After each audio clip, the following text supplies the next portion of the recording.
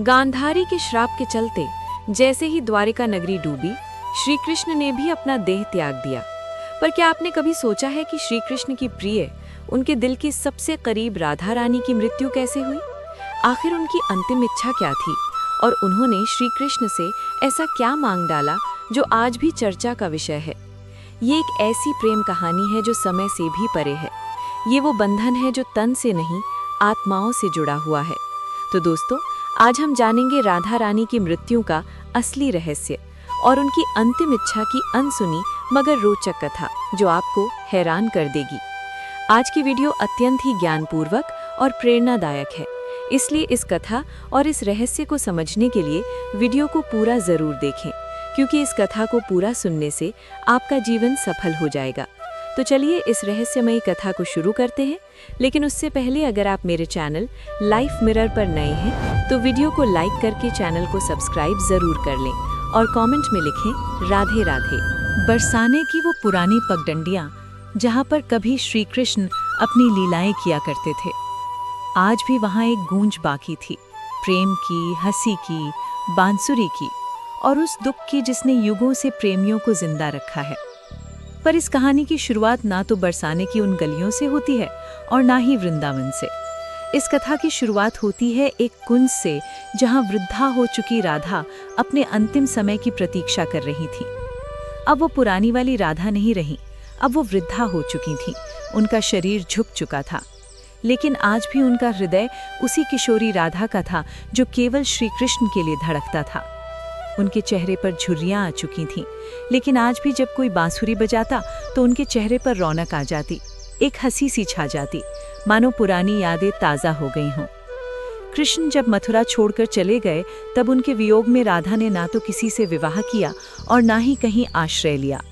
वे अकेले ही वृंदावन के एक एकांत कुंज में रहने लगी। उनका दिनचर्या हर दिन सामान्य रहता था।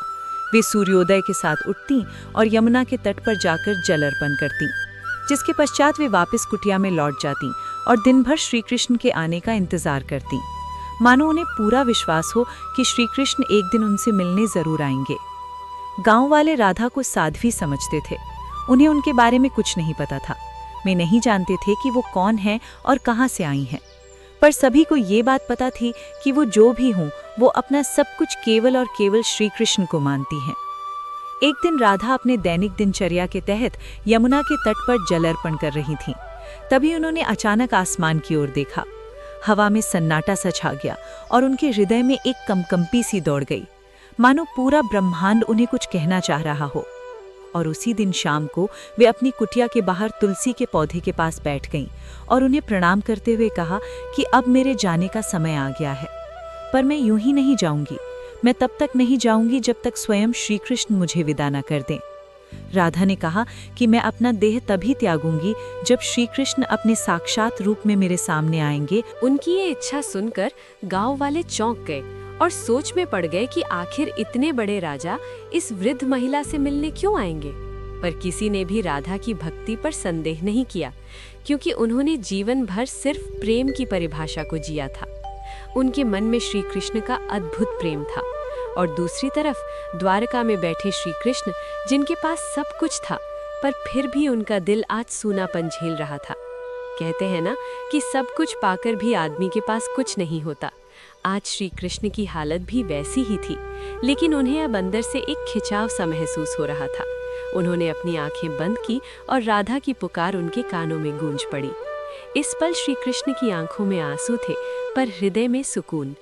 उन्होंने तुरंत सब कुछ छोड़कर उसी पल एकांत कुंज की ओर प्रस्थान किया, जहां राधा रानी उनका इंतजार कर रही थी। जब श्री कृष्ण वहां पहुंचे तो राधा कुटिया के बाहर तुलसी के पेड़ के पास बैठी हुई थी। उनकी आंखें बंद थीं और वे ध्यान में लीन थीं। कृष्ण ने धीरे से कहा, राधे। ये शब्द सुनकर राधा की आंखें खुली और उनके चेहरे पर एक चमक छा गई। उनकी आंखों में वो प्रेम था जो ना कहा जा सकता था और ना ही छुपाया जा सकता था। राधा मुस्कुराई और श्री कृष्ण से कहा, प्रभु, अब मेरे जाने का समय आ गया है। अब मेरी आत्मा केवल विश्राम चाहती है। ये सुनकर श्री कृष्ण ने राधा का हाथ थाम लिया। अब राधा की सांसें धीरे धीरे धीमी होने लगीं और उन्होंने वहीं तुलसी के पेड़ के नीचे अपने प्राण त्याग दिए। किंतु ये अंत नहीं था। इसी पल वो रहस्य ने जन्म लिया जिसे सुनकर आप चौंक जाएंगे। राधा की आत्मा को तो मोक्ष मिल गया, पर उनके आखिरी शब्द अब भी श्री कृष्ण के कानों में गूंज रहे थे। राधा ने अपने अंतिम पलों में कहा था, प्रभु, जब इस धरती से प्रेम का अर्थ मिटने लगेगा तब मैं फिर लौटूंगी। मुझे फिर जन्म लेना होगा, क्योंकि प्रेम जीवन का प्रमुख हिस्सा है और उसे मिटने नहीं दिया जा सकता। जहाँ राधा ने अपनी देह त्यागी थी, वहाँ एक नया पौधा उगाया जो तुलसी से भी अधिक उज्जवल था, मानो कोई स्वर्गीय पौधा हो। गांव के लोग उसे राधा वृक्ष के नाम से पुकारने लगे और वहाँ पूजा पाठ करने लगे। पर किसी को नहीं पता था कि उस पौधे के नीचे एक रहस्य पल रहा था। वो रहस्य था राधा के पुनर्जन्म का, जो आपको चकित कर देगा। कई युग बीतने के बाद जब प्रेम का मूल्य घटने लगा और लोग सिर्फ वासना में डूबने लगे, तब बरसाने से कुछ दूर एक साधारण किसान के घर में एक कन्या का जन्म हुआ। उसका नाम ललिता रखा गया। पर ये कोई साधारण कन्या नहीं थी। वो बिना किसी के सिखाए ही बांसुरी की मधुर धुन बजा लेती थी। उसकी बांसुरी की आवाज़ सुनते ही पेड़ों के पत्ते हिलने लगते और पक्षी झूम उठते। गांव के लोग कहने लगे कि ये कोई साधारण लड़की नहीं, बल्कि किसी देवी का अवतार है। वे कहते कि इसे देखकर राधा की याद आ जाती है। ललिता जब 7 साल की हुई तो एक दिन वो यमुना के किनारे बैठी थी। उसी वक्त एक संत वहां से गुजरे। उन्होंने ललिता को देखा और जब उसकी आंखों में झांका तो वे मंत्रमुग्ध हो गए। उन्होंने कहा, वही आंखें, वही चंचल मुस्कान, राधा तुम लौट आई। ललिता को अक्सर सपने में एक सुंदर श्याम वर्ण पुरुष दिखाई देता, जो कोई और नहीं बल्कि श्री कृष्ण ही थे। वे कुछ नहीं बोलते, बस बांसुरी बजाते रहते। उस बांसुरी की धुन ललिता के दिल को छू जाती। एक दिन ललिता ने अपनी माँ से पूछा, माँ, ये प्रेम क्या होता है? माँ ने जवाब दिया, तू अभी बच्ची है, तुझे प्रेम का क्या पता। ललिता चुप हो गई, लेकिन उसकी आंखों में एक पुराना दर्द था, मानो उसने ये सवाल पहले भी किसी और जन्म में पूछा हो। जब ललिता 13 साल की हो गई तो एक दिन वो यमुना तट के पास बैठकर बांसुरी बजा रही थी कि तभी अचानक उसकी बांसुरी से अलग धुन निकलने लगी। वही धुन जो श्री कृष्ण उनके सपनों में आकर बजाया करते थे। अचानक वहाँ की जमीन थोड़ी सी फटी और एक मूर्ति सी दिखाई दी। ललिता ने उस मूर्ति को निकाला। वो मूर्ति एक स्त्री की थी जिसने बांसुरी पकड़ी हुई थी। जैसे ही ललिता ने उस मूर्ति को अपने हाथ में उठाया, उस मूर्ति से एक दिव्य आवाज निकली जिसने कहा, तुम लौट आई राधे। ललिता चौंक गई। आखिर ये कौन थी और क्यों उसका नाम राधे पुकारा जा रहा था? तो चलिए जानते हैं अब आगे की कथा, जो और भी रोमांचक और रहस्यमयी है। लेकिन उससे पहले अगर वीडियो अच्छी लग रही हो तो इसे लाइक करके कमेंट में राधे कृष्ण जरूर लिखें। उस दिन के बाद ललिता का व्यवहार बदलता जा रहा था। अब वो गहराइयों में सोचने लगी थी। वो जानना चाहती थी कि वो कौन है और उसका जन्म क्यों हुआ है। आखिर क्यों उसे प्रेम और कृष्ण जैसे शब्द इतना आकर्षित करते हैं। उसी दौरान एक संत हिमालय से कई वर्षों की तपस्या कर बरसाने लौट रहे थे। जब उन्होंने ललिता को देखा तो वे स्तंभ रह गए। वो बोले, युगों पहले मैंने यही आंखें राधा की देखी थीं। कन्या, तुम इस युग की नहीं हो, तुम्हारा जन्म किसी उद्देश्य से हुआ है। ललिता ने पूछा, कौन सा उद्देश्य? तब उस तपस्वी संत ने अपनी आंखें बंद कर जवाब दिया, अभी के युग में प्रेम केवल एक शब्द बनकर रह गया है, तुम्हें उसे फिर से जीवन बनाना है। अब बरसाने की गलियों में एक नई कथा जन्म लेने वाली थी। दरअसल ये कथा नई नहीं बल्कि पुरानी थी, राधा के पुनर्जन्म की कथा। अब ललिता किशोरावस्था में पहुंच चुकी थी। अब उनके मन में विचित्र सी बेचैनी थी, मानो कोई उन्हें पुकार रहा हो। रातों में ललिता यमुना के तट पर अकेले बैठती और उस अज्ञात पुरुष की कल्पना करती जो उन्हें सपनों में दिखाई दिया करते थे। एक दिन ललिता ने अपनी माँ से पूछा, माँ, क्या प्रेम बिना कहे भी हो सकता है? तब उनकी माँ ने जवाब दिया, बेटी, सच्चा प्रेम तो वही होता है जो कुछ कहे बिना ही हो जाए। पर ललिता तो कुछ और ही सोच रही थी। उसका हृदय उस व्यक्ति के लिए धड़क रहा था जिससे वो कभी मिली भी नहीं थी। एक दिन उस स्वामी ने ललिता को अपने आश्रम में बुलाया और कहा, राधे, अब समय आ गया है। कृष्ण इस युग में जन्म ले चुके हैं, पर इस युग में उन्होंने एक ब्राह्मण के रूप में जन्म लिया है और तुम्हें उन्हें ढूंढना पड़ेगा। ये सुनकर ललिता खुशी के मारे झूमने लगी, क्योंकि जिस पल का उसे इंतजार था वो आने वाला था। पर एक समस्या थी, ललिता श्री कृष्ण को पहचानेंगी कैसे? तब उस संत ने कहा, जब वे तुम्हारे सामने आएंगे तो तुम खुद ही उसे पहचान लोगी। पर ध्यान रखना, इस बार परीक्षा और भी ज्यादा कठिन होगी, क्योंकि अब युग बदल चुका है। अब तुम्हारा प्रेम व्यक्तिगत नहीं रहा, बल्कि अब तुम्हें लोगों और समाज का सामना करते हुए पूरे संसार को प्रेम का अर्थ समझाना होगा। अब श्री कृष्ण पुनर्जन्म ले चुके थे और एक नवयुवक साधु के रूप में थे, जिनका नाम अनंतानंद था, जो लोगों को उपदेश दिया करते थे। पर कोई नहीं जानता था कि असल में अनंतानंद हैं कौन। वे जब प्रवचन देते तो प्रेम की ऐसी वाणी बोलते कि लोग रो पड़ते थे। वे कहते थे, प्रेम केवल शरीर का नहीं बल्कि आत्मा का संबंध है। प्रेम का अर्थ ही है त्याग और समर्पण। पर अंदर से वे भी अधूरा सा महसूस करते थे। वे भी हर रात यमुना के तट पर जाकर बैठ जाते और उस अज्ञात स्त्री के स्वप्न में खो जाते। अब एक दिन संत के आदेशानुसार ललिता अपने माता पिता को प्रणाम कर अकेले ही अपने उस अज्ञात प्रेम की तलाश में निकल पड़ी। उनके हाथ में केवल एक छोटी सी बांसुरी थी और मन में दृढ़ निश्चय। वे गांव-गांव घूमती, कभी कथा सुनती तो कभी कई साधुओं से मिलती, इस उम्मीद में कि उसे उसका प्रेम मिल जाए। पर किसी साधु में वो तेज नहीं था जिसकी तलाश ललिता को थी। एक दिन उसे एक वृद्ध महिला मिली, जिसने उससे पूछा, बेटी तुम इधर उधर क्यों भटक रही हो? तब ललिता ने कहा, मुझे किसी की तलाश है। उस वृद्ध महिला ने ललिता में राधा सा तेज देखा और उसे सुझाव दिया, बेटी तुम अपनी ये बांसुरी बजाओ, जो तुम्हारे लिए बना होगा वो स्वयं ही धुन सुनकर तुम्हारे पास खिंचा चला आएगा। जिसके पश्चात ललिता ने ऊंची पहाड़ी पर चढ़कर अपनी बांसुरी बजाई और ठीक उसी पल उसे कई मील दूर अनंतानंद की आंखें भर आईं। ललिता अब तक 8 गांव पार कर चुकी थी। हर गांव में वो अपनी बांसुरी बजाती, मगर अब तक उसे वो नहीं मिल पाया था जिसकी उसे तलाश थी। ललिता को अनंतानंद के आसपास होने का एहसास होता, मगर वो उसे ढूंढ नहीं पा रही थी। अब वो थक चुकी थी, जिसके बाद उसने प्रण लिया कि यदि अगली पूर्णिमा की रात तक उसे वो नहीं मिला तो वो यमुना में कूदकर अपनी जान दे देगी। उस दिन आखिरी बार ललिता ने बांसुरी बजाई। उसकी धुन वैसी ही थी जो किसी को अंदर तक भिगो दे। उसी पल हिमालय में बैठे अनंतानंद को वो ध्वनि सुनाई दी। उसे वो ध्वनि काफी प्रभावी लगी, मानो उसने कई वर्षों बाद वही ध्वनि सुनी हो जो उसे पुकार रही हो। अनंतानंद ने तुरंत ही हिमालय छोड़ दिया। ठीक उसी रात ललिता को फिर से स्वप्न आया, पर इस बार स्वप्न काफी अलग था। इस बार श्री कृष्ण और राधा यमुना के तट पर बैठे थे और राधा श्री कृष्ण से पूछ रही थी, प्रभु क्या इस बार भी मेरी प्रेम कहानी अधूरी रह जाएगी? कृष्ण ने कहा, नहीं राधे, इस बार संसार को तुम्हारे प्रेम की पूर्णता दिखाई देगी। इतना कहते ही ललिता का स्वप्न टूट गया। ललिता के मन में एक नई उम्मीद जाग उठी थी। अब वो उस जगह पहुंची जहां अनंतानंद पहुंचने वाले थे, वृंदाधाम। ये कोई आम स्थान नहीं थी। कहते हैं कि इसी स्थान पर राधा ने कृष्ण को आखिरी बार देखा था और एक शिला को छूकर प्रण लिया था कि जब तक उसकी प्रेम कहानी पूर्ण नहीं हो जाती वो लौटती रहेगी। उस समय वृंदाधाम में एक कथा हो रही थी और उस कथा के वाचक कोई और नहीं बल्कि स्वयं अनंतानंद थे।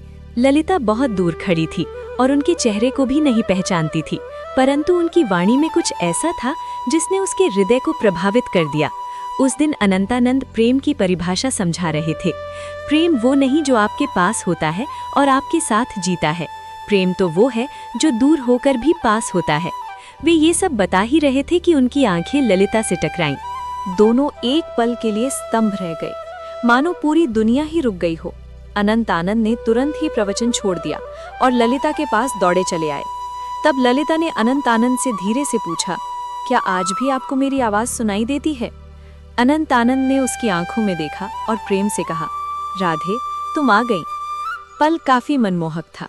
पूरा संसार थमा हुआ था, लेकिन ये अंत नहीं था। असली कहानी तो अब शुरू होने वाली थी। अचानक मौसम खराब होने लगा और बादल काले पड़ गए और तभी वहां एक साधु कुरंगनाथ प्रकट हुए, जो नहीं चाहते थे कि राधा और कृष्ण फिर से मिले, क्योंकि उसे ऐसा लगता था कि अगर राधा और कृष्ण फिर से मिल गए तो प्रेम को धर्म से ऊपर का स्थान मिल जाएगा, जो कि समाज की जड़ता को तोड़ डालेगा। कुरंगनाथ ने कहा, तुम्हारा प्रेम आज के युग के नियमों के विरुद्ध है। आज का समाज ना तो इस प्रेम को समझेगा और ना ही सहन कर पाएगा। तब अनंतानंद ने कहा, प्रेम समाज का मिलन नहीं बल्कि दो आत्माओं का मिलन है। तब कुरंगनाथ ने कहा, तो फिर अब तैयार हो जाओ अंतिम परीक्षा के लिए। कुरंगनाथ ने कहा कि यदि तुम्हारा प्रेम सच्चा है तो अगली पूर्णिमा की रात तक ललिता अपनी आंखों पर पट्टी बांध लेगी और वो बिना देखे और बिना सुले तुम्हें ढूंढ निकालेगी। यदि वो इसमें असफल हो जाती है तो दोनों को फिर से युगों युगों के लिए बिछड़ना होगा। अनंत आनंद ये सुनकर मौन रह गए, पर ललिता ने बड़े ही प्रेम पूर्वक और शक्ति से कहा, मुझे आपकी ये शर्त मंजूर है। पूर्णिमा की रात पास आ रही थी। ये परीक्षा ललिता के लिए केवल एक शर्त नहीं थी बल्कि उसके प्रेम और संयम की लड़ाई थी। वो खुद भी ये जानना चाहती थी कि क्या बिना देखे सिर्फ मन और आत्मा से प्रेम किया जा सकता है या नहीं। अब उसने अपने नेत्रों पर पट्टी बांध ली और कसम खाई कि वो अब किसी को नहीं देखेगी जब तक उसकी आत्मा उसे स्वयं श्री कृष्ण को ना दिखा दे। लोगों ने जब उसे ऐसा करते देखा तो वे उसका मजाक उड़ाने लगे कि आजकल की कन्याओं को तो सिर्फ नाटक करना आता है। लेकिन कुछ ऐसे भी थे जिन्होंने उसके इस प्रयास की तारीफ की और उसे हिम्मत दी और बोले, हे राधे, तुम इस युग में जरूर प्रेम को जीत दिलाओगी। उधर दूसरी ओर अनंतानंद एक सुनसान गुफा में ध्यान मग्न बैठे थे। वे केवल एक ही शब्द दोहरा रहे थे, राधे। वे ना कुछ खा रहे थे ना पी रहे थे। उनके शिष्य इस दृश्य को देखकर घबरा गए और बोले, गुरुदेव, यदि ऐसे ही चलता रहा तो आप जीवित नहीं बचेंगे। तब अनंतानंद ने मुस्कुराते हुए उत्तर दिया, मेरे प्राण तो केवल राधे में बसते हैं। इतना कहकर उन्होंने अपने शिष्यों को आदेश दिया कि यदि ललिता उनके बारे में पूछे तो उसे ना उनका चेहरा बताया जाए, ना ही उस स्थान का पता दिया जाए जहां वे ध्यान कर रहे हैं। वे भी जानना चाहते थे कि क्या इस युग में भी राधा केवल अपनी आत्मा की पुकार से उन्हें ढूंढ पाएगी। इधर ललिता अपनी आंखों पर पट्टी बांधे गांव-गांव भटक रही थी। वो अनेक साधुओं से मिलती और पूछती, क्या आप अनंतानंद हैं? पर उसे कुछ हासिल नहीं हो रहा था। कुछ साधुओं ने तो यहाँ तक झूठ बोलने की कोशिश की कि मैं ही अनंतानंद हूँ, पर ललिता का हृदय उन्हें पहचान जाता। उनकी आवाज में वो नहीं था, ना ही वो तेज था जो केवल आत्मा से पहचाना जा सकता था। एक बार एक साधु उनके पास आया जिसमें गजब का तेज था और जिसकी वाणी अत्यंत मधुर थी। उसने ललिता से कहा, मैं ही अनंतानंद हूँ। ये सुनकर ललिता एक पल के लिए डगमगा गई, पर तुरंत ही उसे एहसास हो गया और उसने उस साधु से कहा, आप में तेज तो काफी है, पर आप वो आत्मा नहीं है जिसकी मुझे तलाश है। उसी क्षण उस साधु ने अपना भेष बदल लिया। दरअसल वो कुरंगनाथ ही था जिसने भ्रम फैलाने के लिए ऐसा किया था। अब कुरंगनाथ ने क्रोध में कहा, तू अब तक नहीं टूटी, आखिर किस प्रेम की बात करती है तू? इतना सुनकर ललिता ने कहा, मेरा प्रेम इस युग के बंधनों से मुक्त है जिसे शब्दों में समझाना असंभव है। इतना सुनकर कुरंगनाथ वहां से चला गया। अब ललिता उस गुफा के पास पहुंच चुकी थी जहां अनंतानंद ध्यान मग्न थे। ललिता धीरे धीरे गुफा के अंदर गई और अंत में उसे वहां किसी के होने का आभास हुआ जिससे दिव्य तेज निकल रहा था। ललिता ने उन्हें पहचान लिया और उनके पास जाकर अपनी बांसुरी उनके पैरों में रख दी और कहा, मैं आपको देख नहीं सकती, पर मेरा हृदय काफी जोर से धड़क रहा है। क्या आप वही हैं जिनकी मुझे तलाश है? अनंतानंद ने बांसुरी उठाई और उसे बजाया, वही धुन जो ललिता को यमुना तट और अपने सपनों में सुनाई देती थी। फिर अनंतानंद ने उसकी पट्टी खोली और कहा, राधे, इस बार भी तुमने मुझे तन से नहीं केवल अपने मन और आत्मा से पहचान लिया। वे दोनों रो पड़े। उनकी आंखों में कई सालों की थकान थी जो अब मिट रही थी। तभी वहां एक साधु आए और उन्होंने कहा, राधा और कृष्ण, तुम्हारा प्रेम संपूर्ण तभी माना जाएगा जब ये समाज इसे स्वीकार करेगा। जब इस समाज के सामने तुम्हारा प्रेम सत्य और पवित्र सिद्ध हो जाएगा, तभी तुम्हारा मिलन सफल होगा। राधा ने कहा, प्रेम तो किसी समाज के बंधन से मुक्त होता है, उसे किसी के प्रमाण की जरूरत नहीं। लेकिन तभी अनंतानंद ने उसे समझाते हुए कहा, राधे, अब युग बदल गया है, अब ये समाज प्रेम की परिभाषा भूल चुका है। इतना कहकर अनंतानंद ने उस साधु से पूछा, आप ही बताइए कि हमें क्या करना होगा? उस साधु ने कहा, तुम्हें इस राज्य की राजसभा में सभी के सामने अपने प्रेम को स्वीकारना होगा। तुम्हें वहां राजा, पंडित और प्रजा सभी को ये बतलाना होगा कि एक ब्रह्मचर्य साधु और एक साध्वी भी प्रेम के बंधन में बंधकर धर्म के मार्ग पर चल सकते हैं। अगले दिन वे दोनों राजसभा में उपस्थित हुए। राजा ने कहा, हम ये क्या सुन रहे हैं कि एक साधु ने ब्रह्मचर्य को तोड़ा है? इतना सुनकर अनंतानंद ने उत्तर दिया, महाराज, मैंने कोई नियम नहीं तोड़ा। मैंने तो केवल अपने प्रेम को अपनाया है। तब अनंतानंद ने प्रेम को समझाते हुए कहा, प्रेम कोई काम वासना नहीं है, प्रेम तो आत्मा का मिलन है। जब आज से कई युग पहले राधा और कृष्ण ने प्रेम किया था, तब भी समाज ने यही कहा था, और जब वे जीवन भर समाज के कारण एक दूसरे से अलग रहे, फिर भी समाज चुप रहा। इतना कहते ही ललिता भी आगे बढ़कर बोली, मैंने केवल इन्हें तन से नहीं चाहा, बल्कि मन से भी चाहा है, और अपने प्रेम को साबित करने के लिए मैंने कड़ी परीक्षा भी दी है। और इसी दौरान ललिता ने कुरंगनाथ की वो कठिन परीक्षा के बारे में सबको बताया। इतना सुनकर राजा और सभा मौन रह गए। को राजा के फैसले का इंतजार था। राजा ने कहा, जब मैं छोटा था तब मेरी माँ मुझे राधा और कृष्ण की अमर प्रेम कहानी सुनाया करती थी, और जब मैं उनसे पूछता कि आखिर उन्होंने विवाह क्यों नहीं किया, तो मेरी माता चुप रह जाती। आज जाकर मुझे ये बात समझ में आ रही है कि विवाह तो समाज का नियम है, पर प्रेम आत्मा का।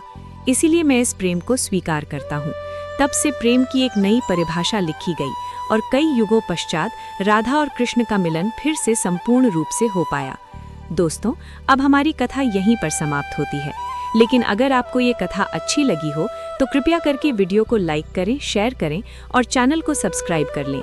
धन्यवाद।